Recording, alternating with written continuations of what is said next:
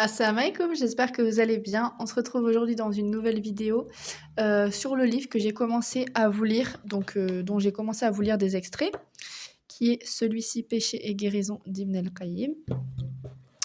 J'avais commencé, il me semble, par péché majeur et mineur. J'ai ensuite commencé par le rappel sur la gravité de la fornication. Et aujourd'hui, on va voir donc comment les péchés s'introduisent-ils. Je vais pas tout vous lire parce que ça fait quand même une dizaine de pages. Je vais vous lire que les prémices. Si vous voulez vous fournir ce livre et que les informations vous manquent et que les informations vous intéressent surtout, vous pouvez vous fournir ce livre sur le site d'Al Baïna. Je vous mets mon lien de parrainage en description. Il vous suffit de créer un compte si vous n'en avez pas déjà un. Si vous en avez un, je ne sais pas si vous pouvez l'utiliser ou pas, mais essayez, voilà, essayez, si vous voulez vous le commander.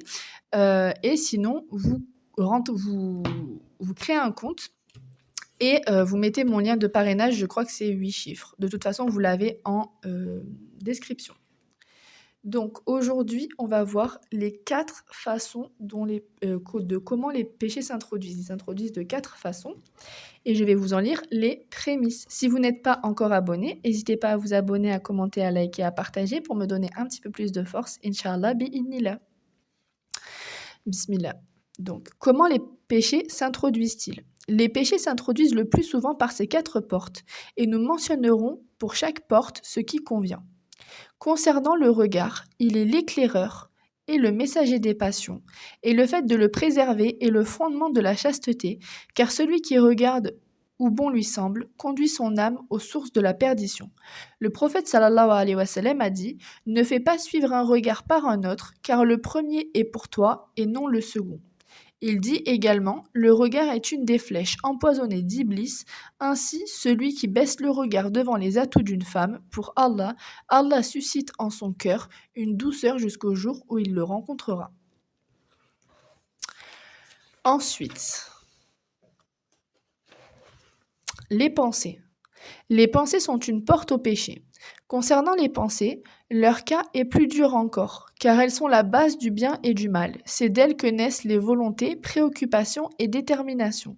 Celui qui porte considération à ses pensées détiendra les rênes de son âme et dominera ses passions. Quant à celui qui est dominé par ses pensées, il sera plus dominé encore par ses passions et son âme, et celui qui néglige ses pensées, elles le mèneront de force à la perdition. Les pensées ne cessent de parvenir au cœur jusqu'à ce qu'il y ait de vains espoirs. A'udhu billahi minash shaitanir rajim, bismillahir rahmanir rahim, sourate An-Nur, verset 39.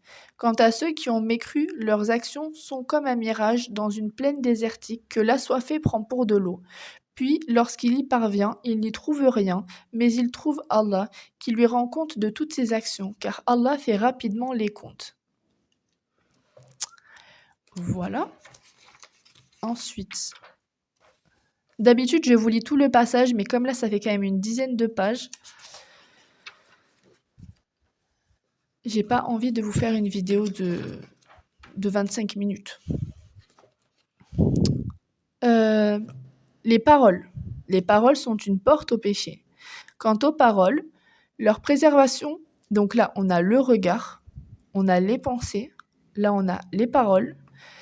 Les paroles sont une porte au péché. Quant aux paroles, leur préservation consiste à ce qu'aucune ne soit perdue, de sorte qu'on ne parle que de ce dont on espère un profit et un bienfait dans sa religion. Ainsi, lorsqu'on veut parler, on considère si cela comporte un profit ou un bienfait ou non. Si cela ne comporte aucun profit, on s'en abstient, et si cela comporte un profit, on considère si ces propos en font manquer d'autres plus profitables. Ainsi, on ne perd pas ces autres pour celles-ci. Si tu veux connaître ce qui est dans le cœur, considère les mouvements de la langue et cela te renseignera sur ce qui est dans le cœur, bon gré ou mal gré. Yahya ibn Mu'adh a dit « Les cœurs sont semblables aux marmites qui débordent de ce qu'elles contiennent et les langues en sont les cuillères. Observe donc celui qui parle et sa langue te renseignera sur ce qui est en son cœur, sucré ou acide, doux ou amer et d'autres choses encore. Les cuillerées de sa langue te renseigneront sur le goût de son cœur. » Ainsi, de la même manière que tu goûtes par la langue la nourriture contenue dans la marmite et que tu en saisis la réalité, tu goûtes le cœur de l'homme à travers sa langue. Waouh, ces paroles sont magnifiques. Subhanallah. Ça faisait longtemps que j'avais pas lu ce livre. Mais je me suis dit pourquoi pas vous en faire des vidéos. Et ensuite, le dernier, donc on a vu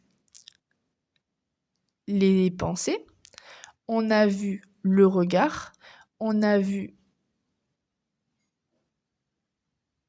les pensées, le regard, les paroles, et là, on voit les pas.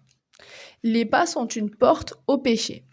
Quant aux pas, leur préservation consiste à ne déplacer son pied que vers ce dont on espère la récompense, et si ces pas ne comportent pas de récompense supplémentaire, il est meilleur de rester assis. Il est possible de tirer de toute chose permise vers laquelle on se dirige une adoration en ayant l'intention de l'accomplir pour Allah, et ainsi ces pas deviendront une adoration. Puisqu'on compte deux formes de faux pas, du pied et de la langue, ils ont été rassemblés dans la parole d'Allah Azzawajal. A'udhu billahi minash shaitanir rajim, bismillahir rahmanir rahim. Surat Al-Kahf, verset 18. Les serviteurs du miséricordieux sont ceux qui marchent sur terre en toute modestie et qui, lorsque les ignorants s'adressent à eux, disent une parole de paix. Voilà pour... je vais finir alors. Parce que les pas, ça dure pas longtemps. Comme ça vous fait une vidéo simple, claire, avec les paroles, avec les extraits les plus concis. Et comme ça, c'est plus facile pour vous de retenir. Il les a décrits par la droiture dans leurs propos et leurs démarches, de la manière qu'il a rassemblé le regard et la pensée dans sa parole. Allah sait ce que voient les yeux furtivement, tout comme ce que les poitrines cachent. Surat Ghafir, verset 19.